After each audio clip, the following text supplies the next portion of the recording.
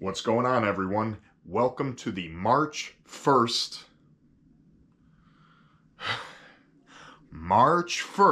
already 2026 movie collection update. Let's get right into it. This is my first video since the January collection update, just because February has been so busy with work and different commitments and different projects. But never fear, a lot of that is starting to come to fruition now. And March, fingers crossed, let's hope it all goes according to plan. March is potentially going to be a very, very, very big month for me. Both, with events on this channel, events in my personal life.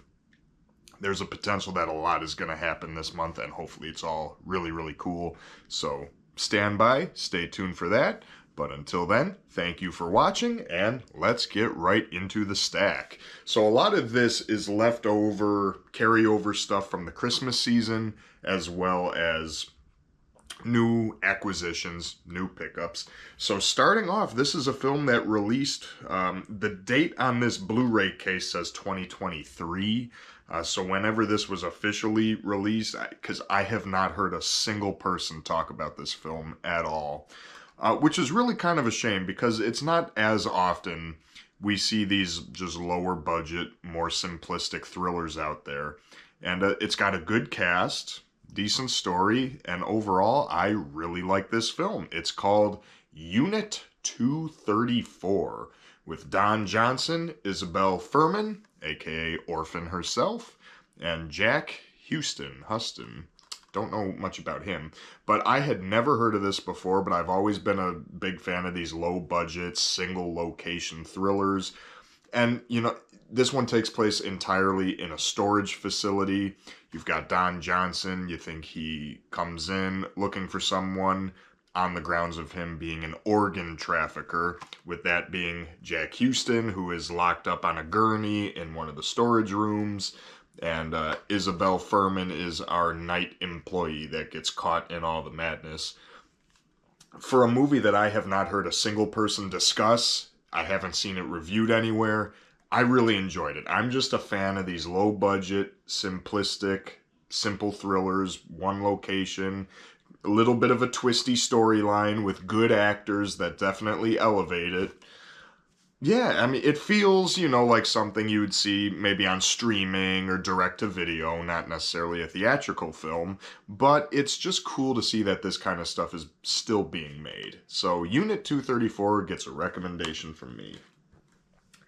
As does this. Now this is, it's based off a book, and there were a lot of problems with the author of said book. Because I think the book series, they had like 20 different books with these characters, and they were hoping to do a franchise out of it, but then there were lawsuits with the author of the book and the screenwriter and all this stuff. It got really ugly, because this was a huge budget movie, again, with a really good cast, great spectacle, epic imagery, and again, you just don't hear anyone talk about it.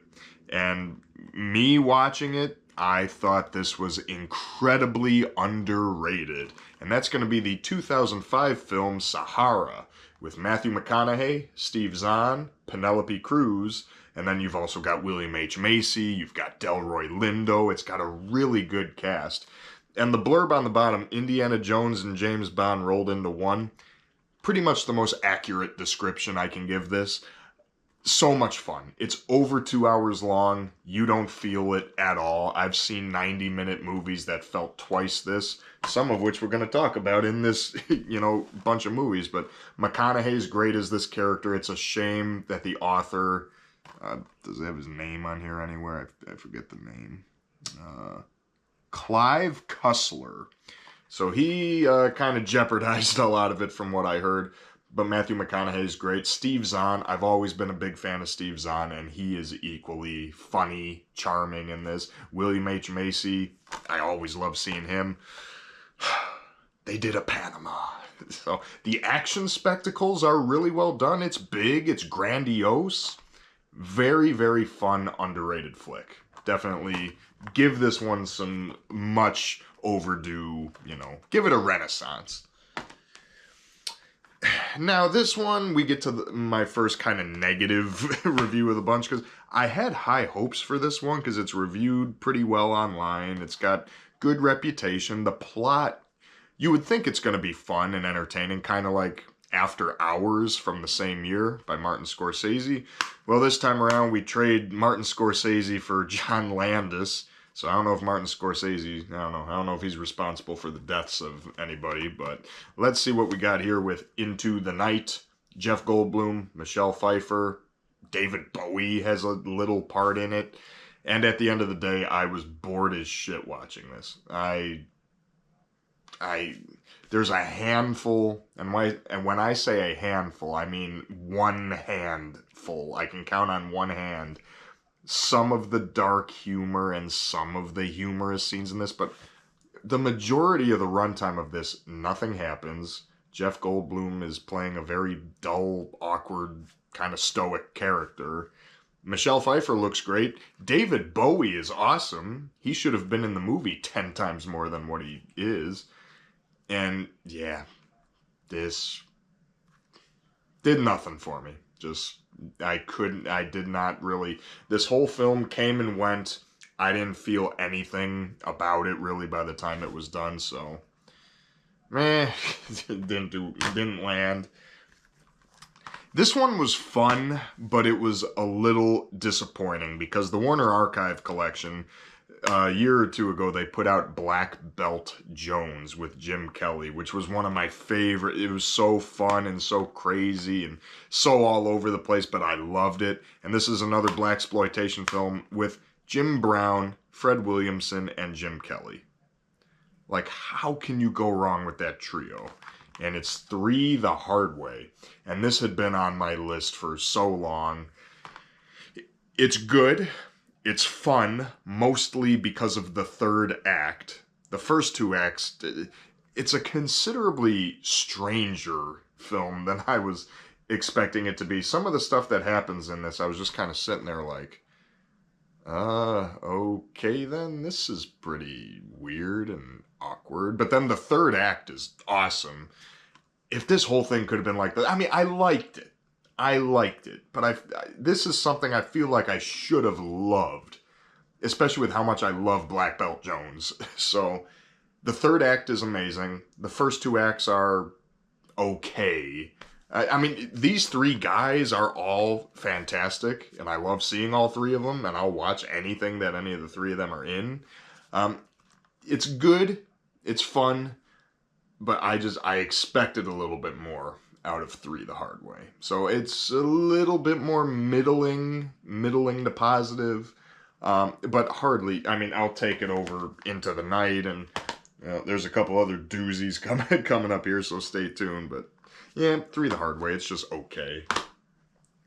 This I was just sort of interested in because I thought the concept sounded interesting, and at the end of the day, it's not really what I thought it would be. I thought this would be much more of a horror retooling of the Snow White story, and it's really not. You get the traditional Snow White story. It's just told in a much more mature, kind of gruesome way, but it's fundamentally the Snow White fairy tale. I was expecting this to be like changed and just like an all-out horror, take on, which it's not. So, I mean, Sigourney Weaver, Sam Neill, what's her name? Monica Keena. So, good cast. They all do great in it. Snow White, A Tale of Terror. But, you see A Tale of Terror. The fairy tale is over. I thought this would be more of a horror, spin on it, instead of just an R-rated version of the traditional Snow White story. So that period pieces and stuff like that, and fairy tales, and not really my thing. So this movie, it's very technically well made and well done. I will say it is a really good movie. I'm just not the right audience for it, but I will say the technical merits on this are really strong. It's shot well, the atmosphere is strong, the acting is really good. It's just not really my kind of thing per se. But, it's the chances you take sometimes with some of these blind buys. I mean, Sigourney's always, I'll watch anything she's in. Now this might be one of the picks of the update right here, because, and And again, much like Unit 234, Sahara, I never hear anybody talking about this. This came out in 2012. This should still be talked about today as a horror cult classic. And I have no idea why it's not, because I got this on a pretty blind whim. I'm a big fan of Luke Evans, because obviously I'm a big Fast and Furious fanboy, so of course Luke Evans is Owen Shaw. But he was also in Blitz with Jason Statham, which is a movie I like. Luke Evans was in a movie called 10 by 10, which he was good in it, even though I did not like that movie. But I'm like, okay, what's this? No one lives. Everyone runs. Everyone hides. No one lives. So I'm like, okay, what? Luke Evans in a horror movie? Like, what? And guys, let me tell you, this is some of the most fun that I've had watching a horror movie in recent years. This was a blast. This almost basically serves like a sequel to the 2009 Friday the 13th film that we never got. Because it's very Friday the 13th flavored with how the kill scenes are, with how everything's done. If Jason Voorhees was a wisecracking Englishman playing an American. But you have a pretty loaded cast in here. You've got Bo Knapp, who I know from the 3rd season of Tulsa King. He played Robert Patrick's son. But the kill scenes in this, it's 2012. The kill scenes are mostly all done practically. They're all creative and inventive as hell. Like, I was watching this, and I just could not wait to see what the next death was going to be, because it was just such a popcorn movie. Yeah. It was gory, but it was fun, and there was like an action vibe to it, and it moves at a relentlessly fast pace.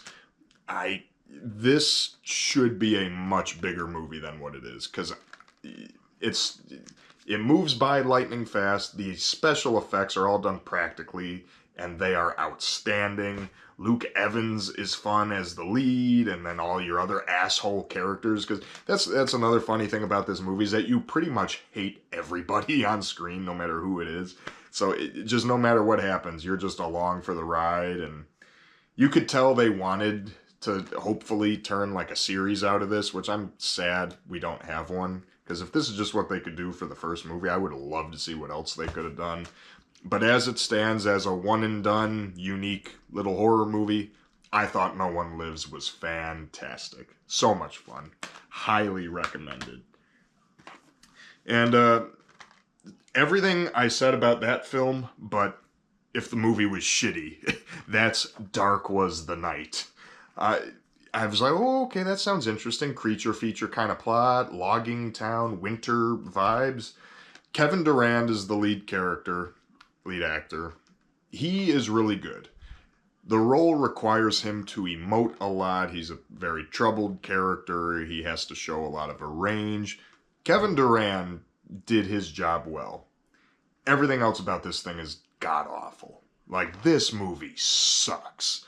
First of all, they do the thing that I hate.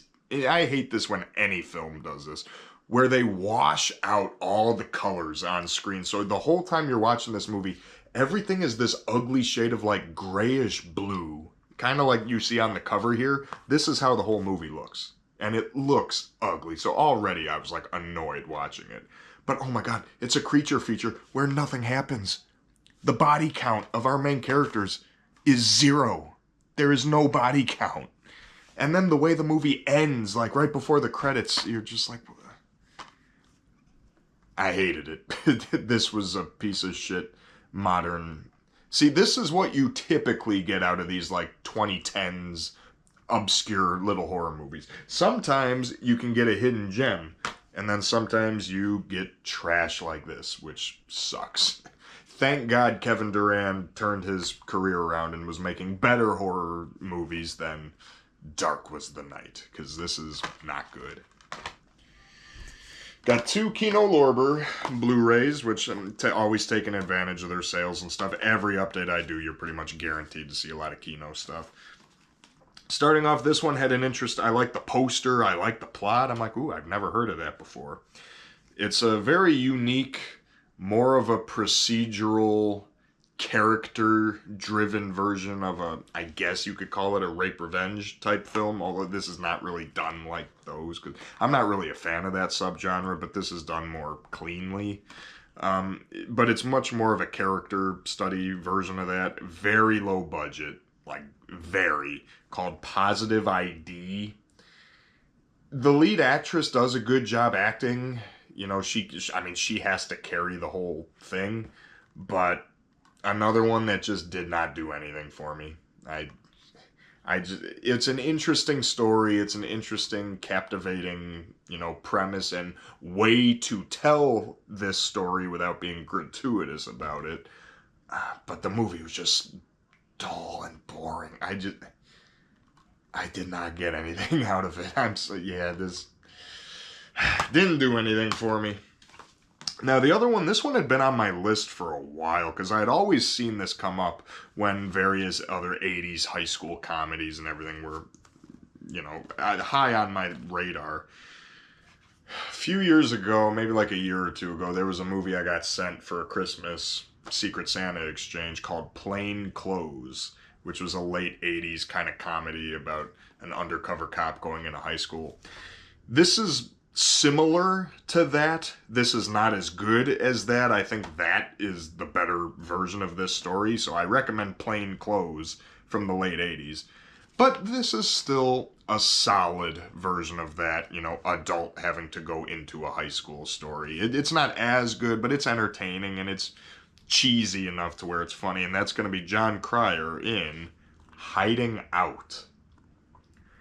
This movie started kind of rough. Like, in the first 15 minutes, I was like, oh no, the acting is really bad and the energy is just not there. But as soon as John Cryer gets to the high school, it gets a lot better. The romance plot is really weird. I will say, I'm like, even by the way the movie ends, you're like, okay, that's a little strange. Plain Clothes handles it much better, and there's a fun twist on it in that film. But overall, though, it's fun. Like, I watched it, I laughed, even though it hits every 80s high school movie trope that you feel like it should be playing on more, but it just gives into doing all of them. But the cast makes it work. I was entertained. Weirdly enough, the musical score was outstanding. Does it show who the original score by Ann Dudley? So Ann Dudley, if you're watching this, which I know you are. You watch my videos, Ann Dudley. You did an amazing job with the synth score in this movie. It's honestly my favorite part. But solid 80s comedy that, any 80s movie, 80s comedy that I have not hit yet, I'm already overdue for, because that's like my decade, so.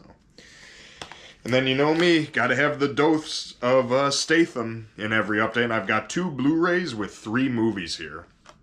This one I saw in the theater, and I actually just picked this up at Walmart not too long ago, so it's still sealed. I haven't even opened this yet. Saw this in the theater last year when it came out. A Working Man. Fine. Fun movie. Very disjointed. A lot of pacing issues, and the story jumps around all over the place. They name drop Joliet, Illinois in it, though, which is kind of funny. Jason Statham in a movie where they're supposed to be in Joliet doesn't look a thing like Joliet. You know damn well that's not actually where they filmed this.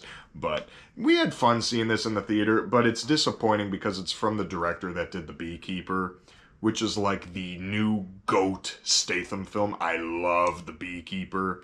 This is not that. I wish it was. This one, it's about trafficking, so it's much more serious and kind of somber, but even then, there's some tonal whiplash with some things just being really goofy in it. It's all over the place, but I liked it. I was into it. Definitely could have been a lot better, though. I saw the new one that came out this year, Shelter, in the theater. That was better. So, not as good as Shelter, and definitely not as good as The Beekeeper, but it's fun. It's fine. And then these, I got Chaos and The Bank Job, because I figured it'd be nice to get these in, one place. And between the two of them, so I know The Bank Job is, I think, the more popular one here, which I liked. It was a long movie, kind of a slow burn movie, but Took place in the 70s. Interesting story where the majority of the movie was not about the actual heist. It was about the fallout of it, which was interesting. So the bank job I liked all right. My favorite out of these two, though, was actually Chaos, which is Jason Statham. Your villain is Wesley Snipes, and then your kind of co-protagonist is Ryan Philippe. Chaos, I thought, was great. Like, it's like a kind of a mystery story, but kind of not. But then just the further you go through everything and how it all works out, like, there's an insane twist in it that's just, oh man. Chaos I had fun with. Chaos was a really good watch. And the bank job was solid. Like, really good and solid. So, all in all, this, as a double feature, especially me trying to collect as many of Statham's movies as I can, can't go wrong with this. So, can't go wrong with any of these. Like I said, this leans a little bit more to average, but hey, for the Statham collection, doing pretty good there. Alright, got one more double feature of action movies. Instead of Jason Statham, this one is Bruce Willis with Last Man Standing and The Last Boy Scout. The Last Boy Scout needs no introduction. I had that on DVD, so this was my way of finally upgrading it to Blu-ray and getting a bonus Willis movie with it. Last Man Standing, I was kind of middling on. It's a weird Walter Hill where it's in a western town. It feels like a western, but it's a 20s gangster type story, and Last Man Standing just didn't do it. I mean, Christopher Walken is fun in it, but as a whole, Last Man Standing just didn't do it for me. The Last Boy Scout is my favorite Bruce Willis movie down from the Die Hard series. I love The Last Boy Scout. The script, the snappy dialogue, the one-liners, everything about The Last Boy Scout is just so hilarious and awesome and badass. It doesn't need any introduction. I love The Last Boy Scout. It's a shame it took me this long before I picked it up on DVD.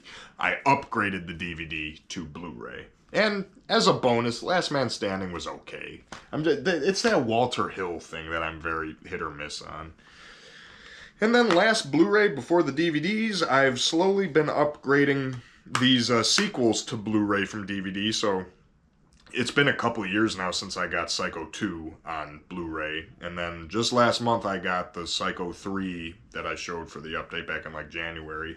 And so now, my used shop had this for $6, so now I upgraded to a Blu-ray of Psycho 4 The Beginning. Of all the Psycho sequel, because Psycho to me is the most consistently great mainline franchise of all time. I'm not talking about the TV show, I'm not talking about the Bates Motel TV movie from the 80s, and of course I'm not talking about that 1998 remake. If you just take the main series, Psycho 1, 2, 3, 4, I will say you have the most consistently great horror franchise of all time. To me, it's not even really a contest. Of the sequels, I watched Psycho 4 probably the least, but it's really well done. It's pretty dramatic and weird, you know, where you get a lot of the flashbacks, but Olivia Hussey sells it. And I really like the ending of this movie. I really like how Norman Bates' character is sent off. The final note that we end with Anthony Perkins as Norman, I think is really good. And so because the movie ends on such a good note, it kind of gives the whole movie a good taste in my mouth. But Psycho 1, 2, 3, or 4, you honestly can't go wrong with any of them. And Anthony Perkins was just... It sucks that he got typecast playing this type of a character for a lot of different movies in his career, because he's just such a talented actor. But, you know, he did it, and just 2 years before his death with this one. I love Psycho 4. Well, I like Psycho 4. I love Anthony Perkins. See, when you talk so long without really preparing what you're going to say, you just sit down and start talking, your brain starts fumbling after a while. So, right now, ending out, I've got 5 DVDs here, so I'll try to go through these quick. One of my favorite bad movies of all time, I rave about it all the time, is Turbulence 3 Heavy Metal, which I saw 6 years ago now. So, finally caught up to me. I'm like, well... This has kind of a funny sounding plot, And again, a good cast, including Craig Sheffer from Turbulence 3, who also stars in this, playing a completely different character, which I think is great. This is Turbulence 2, Fear of Flying. And it's worth noting, too, I have not seen the original Turbulence yet either. So I have seen this trilogy completely in reverse. Turbulence 3, Turbulence 2, and then maybe another 6 years or wherever I'll get to the first Turbulence. I think Ray Liotta's in it. As a schlocky, stupid, direct-to-video, bad airline disaster movie, it's entertaining. There's enough stupid shit in this to make it funny, like one guy having like this Wolverine clawed knife that comes out of his sleeve, and it's stupid. It's not good, but as a schlocky B movie, as a bad movie, it does entertain. This Fear of Flying class that gets hijacked in a plane. They do some really fun dark comedy with that premise, too. It kind of disappears halfway through the movie when it becomes more of a typical airline disaster movie, but the first half there is actually some good dark comedy. And speaking of dark comedy and bad movies, guys, Decoys. So this is a double feature DVD of Decoys and Decoys 2, The Second Seduction. Ignoring this one, so talking about the first one, the original Decoys, oh my god, it is so stupid.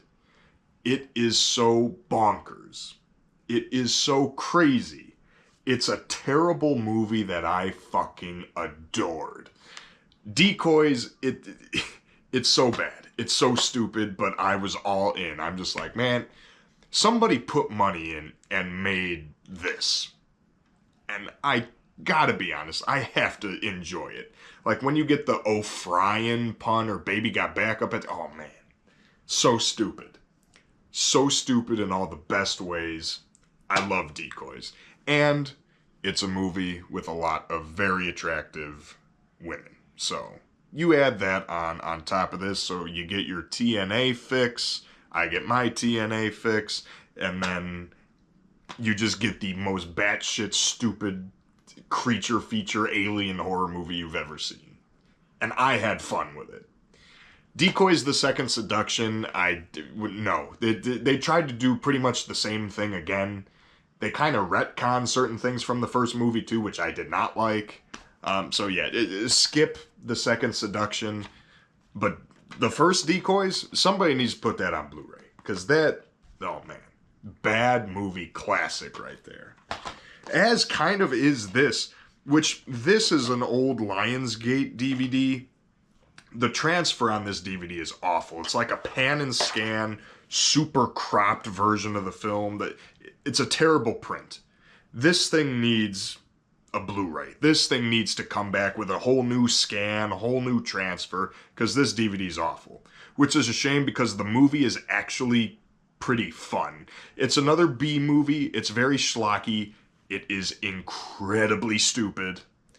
But you've got Christopher Lambert, Mario Van Peebles, Dennis Leary, Patrick Stewart, Kadeem Hardison, Sally Kirkland, Gunmen. This is so stupid, but it was entertaining. Like, you've got Christopher Lambert just playing this, like, he does this laugh all through the movie, like, and he keeps eating live bugs throughout the movie, and Dennis Leary is your villain, and he's mouthing off to Patrick Stewart, who's like your big villain that's in a wheelchair, and Mario Van Peebles, it's like a buddy movie, it's a buddy comedy, it's a comedy, it's an action film, it's a jungle thriller. Weird movie, but it was funny and it was entertaining, and it is in desperate need of a new transfer, because this is like pan and scan, it's cropped, terrible print of it, but the movie itself, beyond that, like, hopefully this will get a better release someday. Like Lionsgate, do this for like Vestron, the Collector's Series or something, so. But yeah, I mean, I had fun with it. You got Dennis Leary being Dennis Leary, and man, so some of the dialogue in this, it's nuts. This is the type of thing that you're like, Red Letter Media, this is best of the worst, like prime candidates right here. So And then, on this continued note of epic bad movies, this was a total blind buy.